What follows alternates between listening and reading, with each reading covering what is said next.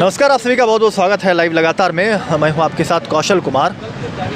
पिछले दिनों जेपीएससी अभ्यर्थियों द्वारा लाख यहां दावे किए गए। जेपीएससी कार्यालय के बाहर कई छात्रों ने प्रदर्शन किया कि पीटी परीक्षा को रद्द किया जाए और धरना प्रदर्शन की मांग कर रहे थे। लेकिन अब जो ये तस्वीर देख रहे हैं, ये जेपीएससी कार्यालय के बाहर की तस्वीर है और पास अभ्यर्थी जो सफल हैं वह आखिर क्यों भूख हड़ताल पर यहाँ पर धरने पर बैठ गए हैं। हमारे साथ गुलाम है। गुलाम, आप सफल अभ्यर्थी हैं, उसके बावजूद भी आप यहाँ कार्यालय के बाहर धरने पर क्यों बैठ गए? क्योंकि सर इस आयोग से मेरी विश्वसनीयता खत्म हो चुकी है। ये आयोग का इतिहास आप उठा के देखिए तो इसके हर एक पन्नों में यही लिखा हुआ है कि पहला जेपीएससी से लेकर के 10वीं जेपीएससी तक लगातार जिस तरह की गड़बड़ियाँ, धांधली और व्यापक भाई भतीजावाद सामने आया है, उससे मेरा इस आयोग पर से विश्वास उठ चुका है कि अब दोबारा यहाँ पे कोई फेयर सिलेक्शन होगा।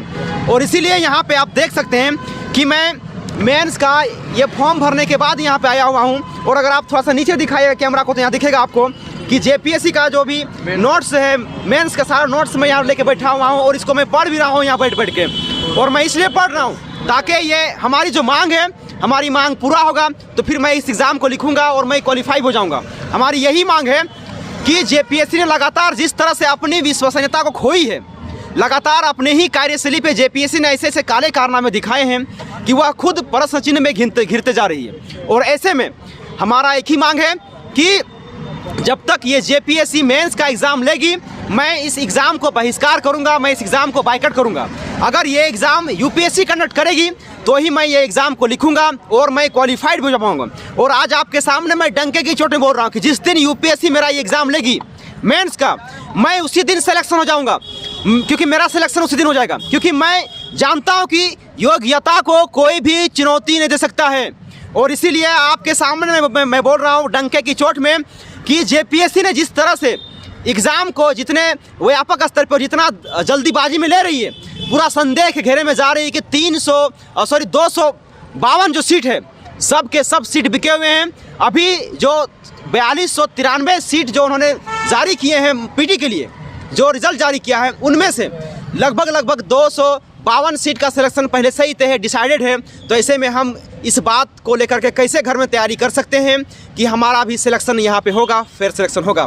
क्योंकि बिना ओएमआर सीट का जब ये लोग कॉपी जांच करके उन्हें नेचुरल जस्टिस के तहत उन्हें पास कर सकते हैं, तो आने वाले समय में ये लोग कुछ भी बड़ा कांड कर सकते हैं। और उस समय हम जैसे युवा लगातार केवल सड़क पे उठ करके इस तरह से विरोध कर सकते हैं। हम समझ नहीं पाते हैं कि हमारे हेमंत भैया को हो क्या गया है, आप अब क्यों चुप हैं, और हमारे आलमगीर साहब अब क्यों चुप हैं। उस समय तो आप लोग डंके की चोट में बोलते थे कि इस तरह का संयोग होना लाजमी है। तो भैया इस तरह का संयोग अब आकर के बोलिए ना कि जो भी लोहरदगा और साहेबगंज में सीरियल वाइज जो स्टूडेंट पास किए थे वो संयोग था। वो संयोग नहीं बल्कि जेपीएससी के द्वारा किया गया एक प्रयोग था, जो लोगों के सामने आते ही सच का सच और झूठ का झूठ सामने आ गया। और इसीलिए मैं झारखंड के लोगों से बोलूँगा, झारखंड के उन युवाओं से बोलूँगा, ये आप देख सकते हैं ये मेरा फॉर्म आप लोग के लिए भी है और पक्ष के पार्टियों के लिए भी है। जो लोग ये बोलते हैं कि ये लोग बीजेपी के आदमी हैं जो जेएमएम सरकार को बदनाम करने पे लगी हुई है, तो देखिए मैं एक पास कैंडिडेट हूँ और पास होने के बाद भी मेरे अंदर दर्द है और उस दर्द को बयां करने के लिए मैं आपके सामने यहाँ पर उपस्थित हुआ हूँ। और मैं ये बताना चाहता हूँ कि ये लड़ाई युवाओं की है, ना कि किसी राजनीतिक पार्टी की है। इसलिए युवा इस लड़ाई को अपने दम पे लड़ेंगे और जीतेंगे। मैंने आप लोगों से पहले ही कहा था कि हम लड़ेंगे, हम पढ़ेंगे और हम जीतेंगे भी। कब तक बैठेंगे गुलाम यहाँ पर? कब तक बैठे रहेंगे? भूख हड़ताल? ये भूख हड़ताल है, ये अनिश्चितकालीन है। आज मैं आपको इतना ऊर्जा के साथ बोल पा रहा हूँ, शायद मैं कल ना बोल पाऊँ, परसों ना बोल पाऊँ, क्योंकि ये भूख हड़ताल है, अनिश्चितकालीन भूख हड़ताल है। और लंबे समय तक 24/7 रात में भी यहीं रहिएगा? रात बिल्कुल, रात भी मेरा यहीं पे रहेगा। और मैं आपसे गुजारिश भी करूँगा कि आपका टीम एक बार फिर से रात को मुआयना करने के लिए जरूर यहाँ पे आइए। देखिए, एक बड़ा ऐलान कर दिया जेपीएससी के अभ्यर्थी ने, सफल अभ्यर्थी हैं, लेकिन रात पे सड़कों पर गुजारने के लिए जेपीएससी कार्यालय के बाहर जो है ये प्रदर्शन करने के लिए तैयार हो गए हैं। आप भी सफल हैं? हम भी इस परीक्षा में सफल हैं। हाँ, लेकिन काहे आ गए यहाँ रातों को? यहाँ कैसे ठंड में रहिएगा कार्यालय के बाहर? नहीं, इस परीक्षा में आप अगर गलतियों को जाने दे देते हैं, यूं ही छोड़ देते हैं, तो जाहिर सी बात है कि उसके शिकार तो आपको भी होना है। जैसे अभी जो ये गलत सिलेक्शन हुआ है आपका उस लास्ट चांस है। मेरा लास्ट चांस है। उसके बावजूद क्यों ऐसा इस लगता कि नहीं हो पाएगा आपका? मेंस की तैयारी कैसे करेंगे? नहीं, जब जिस समय आपको ये पता चल गया है कि ये गड़बड़ी भरा सारा चीज़ खेल चल रहा है, तो उस गड़बड़ी वाले खेल में आपको माने कि सहज अनुमान लग जाना चाहिए कि सिलेक्शन उन्हीं का होना है जिन्हें जेपीएससी और बाकी सरकार के लोग चाहते हैं। तो इस गड़बड़ी को भांपते हुए भी आप अपनी सफलता की उम्मीद नहीं कर सकते। आप भले लाख कोशिश कर लें, फिर भी इस गड़बड़ी को चलते देने रहने से जो मेधावी छात्र हैं उनको शिकार होना ही पड़ेगा। इसलिए उन मेधावी छात्र से जो रात दिन एक किए हुए जो पढ़ाई कर रहे हैं अपना भविष्य बनाने के लिए, अपने परिवार के लिए भविष्य सुखद भविष्य जो देखना चाहते हैं, उनसे मेरा आग्रह है कि जेपीएससी और बाकी नियुक्तियों में जो भ्रष्टाचार का खेल चल रहा है उसके विरोध में उनको सड़क पर उतरना ही पड़ेगा, आंदोलन करना ही पड़ेगा। अन्यथा ये भ्रष्टाचार का सिलसिला ख़त्म होने वाला नहीं है जैसा अब तक होता आया है, और इस भ्रष्टाचार को ख़त्म करने के लिए एक निर्णायक लड़ाई उनको लड़नी ही पड़ेगी। क्या कहिएगा, कहाँ से आए हैं आप? हम लोहरदगा से आए हैं सर। क्या कहिएगा, यही लोहरदगा में तो हुआ था सेंटर में, आप भी वही सेंटर में जाए? नहीं, मैं लातेहार सेंटर था मेरा। क्या कहिएगा? हम क्या कहेंगे सर, हमको ये जेपीएससी पे भरोसा, हम लोग पास कैंडिडेट हैं लेकिन भी क्या करते हैं, पास कैंडिडेट है सर। हम लोग पीटी एग्जाम पास कर चुके हैं, उसके बाद भी जेपीएससी अभी देखिए बिना ओएमआर सीट जारी किए हुए, बिना ओएमआर सीट, बिना कॉपी चेक किए हुए क्या करते हैं, तो ये रिजल्ट जारी कर दे रही है। तो क्या भरोसा है कि मेंस का एग्ज़ाम फेयर होगा? आप ही बताइए। मैं आप ही लोग से पूछना चाहता हूँ, सरकार से पूछना चाहता हूँ, यहाँ के झारखंड की जनता से पूछना चाहता हूँ कि किस भरोसा से हम मेंस का एग्ज़ाम दे कि हम लोग पास कर पाएँ। ऑलरेडी सारा सीट को ये बेच चुके हैं, 252 सीट है, सारा सीट को ये बेच चुके हैं, इसमें कोई दो मत नहीं। इवन कि इन्हीं के खुद मंत्री बोल रहे हैं कि 1 करोड़ में सीट बिका हुआ है, खुद इन्हीं के मंत्री बोले हैं। आप इनके न्यूज़ सुन लीजिए, खुद इन्हीं के मंत्री बोले हैं कि 1 करोड़ में डीएसपी का सीट बिका हुआ है। इस तरह की धांधली होगी तो मेरिट स्टूडेंट जो गरीब घर से आते हैं, जो एक मेरिट से पढ़ते हैं, जो दिन रात पढ़ के वो कैसे पास करेंगे? आप बताइए। जब पैसा सही लेना है तो बोल दे कि क्या करते हैं, बोली लगवा, यहाँ खड़ा करे सब लड़का को, जिसके पास ताकत होगा देगा, पैसा नहीं ताकत होगा जेपीएससी नहीं भरेगा। शुरू ही बोल, चोरी करना है तो खुलेआम चोरी करो यार। चोरी छुपके क्यों करोगे तुम? हाँ, डकैती तुम चोरी छुपके क्यों करो? आखिर में आयोग ही साबित कर रही है कि क्या कहते हैं हम चोरी किए हैं, हम गलत किए हैं, खुद साबित कर रही है। आप ही देखिए, वो भी साबित कब कर रही है? जब 44 दिन धारणा हो जा रहा है, उसके बाद साबित कर रही है कि क्या कहते हैं हम, मेरे से गलती हो गया। क्या नेचुरल जस्टिस है? नेचुरल जस्टिस तो क्या कहते हैं, सुप्रीम कोर्ट को देने का फैसला, जेपीएससी को नेचुरल जस्टिस देने का काम है। सुप्रीम कोर्ट देती है, हाई कोर्ट देती है कि हम नेचुरल जस्टिस देते हैं, हम अपना विवेक अधिकार का यूज करते हैं। जेपीएससी क्या कहते हैं, अपना विवेक अधिकार का यूज करके बोल देगी कि हम नेचुरल जस्टिस के तहत इसको क्या कहते हैं ले लिए हैं। आप ही बताइए, एक कोई संविधान में नियम है? सुप्रीम कोर्ट का अयोध्या का केस हुआ, चाहे केस हुआ, तो अपना नेचुरल जस्टिस पे सब फैसला दिया कि क्या कहता, अपना विवेक का प्रयोग करके फैसला दिया कि हाँ ये चीज़ नहीं होना चाहिए, जो चीज़ होना चाहिए 5 एकड़ वहाँ देना चाहिए। तो ये तो वो काम तो नहीं कर रही है। जो जज नहीं है अमिताभ चौधरी, या फिर यहाँ का जो मेंबर है सचिव, तो जज नहीं है।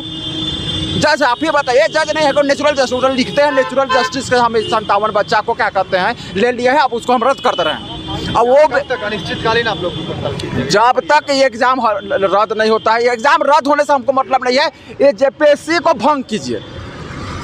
आप ही बताइए, 1-2 जेपीएससी रहे तो माफ़ किया जा सकता है, ये तो पहला से लेकर 10वां जेपीएससी तक को यही हाल है। हम लोग केवल आंदोलन करने के लिए पढ़ने नहीं हैं भैया, यहाँ रोड बैठने तो नहीं आए हैं, पढ़ने आए हैं तो पढ़े। हम लोग पढ़ने वाले स्टूडेंट, तो यहाँ तो हम लोग को पढ़ना भी पड़ता है, आंदोलन भी करना पड़ता है, एग्जाम लेने के लिए भी आंदोलन करना पड़ता है, देने के लिए भी आंदोलन करना पड़ता है, रिजल्ट के लिए भी आंदोलन करना पड़ता है, और रिजल्ट निकलने के बाद भी आंदोलन करना पड़ता है, रद्द करवाने के लिए, और रद्द करवाने के लिए भी आंदोलन करता है, मेंस का एग्जाम देने के लिए भी आंदोलन करता है, फिर अभी मेंस का एग्जाम लेगा, फिर इंटरव्यू में सेटिंग होगा। आप ही बताइए, इंटरव्यू में तो खुद बोर्ड में बैठेंगे, इन्हीं के मेंबर लोग बैठेंगे, तो क्या भरोसा है कि इंटरव्यू में ले लेंगे? 750 एग्जाम पास करेगा ना मेंस का, तो उसमें 250 हो जाएगा, 750 तो नहीं जाएगा। तो राज्यपाल से कितनी उम्मीद है गुलाम, क्योंकि सारे सबूत सौंप दिए गए हैं राज्यपाल के समक्ष? मैं राज्यपाल महोदय से यही अनुरोध भी करूंगा, और मुझे उन पे उम्मीद है, क्योंकि वो जो होते हैं वो निष्पक्ष होते हैं, वो किसी पार्टी से नहीं होते हैं, और वो राज्य के सबसे वज़ीर आला होते हैं, उनका विवेक भी बहुत अधिक होता है, और मुझे उनसे बहुत सारी उम्मीदें हैं कि वो ज़रूर इस आयोग को भंग करवाने में अपना महत्वपूर्ण भूमिका निभाएंगे। और मैं उनसे मांग भी करूंगा कि राज्यपाल महोदय अगर आप तक ये मेरी खबर जा रही तो आप ज़रूर देखिए। मैं एक पास अभ्यर्थी हूँ और जेपीएससी पे अब मेरा विश्वास नहीं रहा है कि मैं इस पे एग्ज़ाम लिखूँ और पास करूँ। इसलिए आपसे अनुरोध है कि आप इस एग्ज़ाम को यूपीएससी के माध्यम से कंडक्ट करवाइए, ताकि मैं बहुत ही हौसला अफजाई के साथ मैं बैठ सकता हूँ, बहुत विश्वास और भरोसे के साथ बैठूँगा कि मैंने इस एग्ज़ाम को लिखा है तो मेरा सिलेक्शन फेयर होगा और क्लीन होगा। क्योंकि अगर मैं नहीं बैठ पाया इस एग्ज़ाम में तो नहीं बैठने का वजह सिर्फ राज्य सरकार होगी और ये आयोग होगा, क्योंकि मैं चाहता हूं कि मैं उस जगह पे एग्ज़ाम दूं जहां पे मुझे भरोसा होगा, लेकिन यहां भरोसा नहीं हो रहा है। इसलिए मैं अपने भविष्य को इन चंद गडेरिए के हाथों में मैं सौंपूंगा नहीं। ये जो बागड़ बिल्ले हैं लगातार झारखंड को नोचने और खाने पे लगे हुए हैं और इनके ऊपर मैं अपना भविष्य को नहीं सौंपूंगा। और अगर मेरा भविष्य बर्बाद होता है, अगर मैं जेपीएससी एग्ज़ाम नहीं लिखता हूँ मेंस का, तो इसका जिम्मेदार जो है आयोग और सरकार खुद होगी। इसलिए महामहिम आपसे मेरा निवेदन है, मैं हाथ जोड़ के विनती करता हूं कि इस आयोग को भंग करवाइए और यूपीएससी के माध्यम से हमारे एग्ज़ाम को कंडक्ट करवाइए। मुझे उम्मीद है कि हमें न्याय ज़रूर मिलेगा।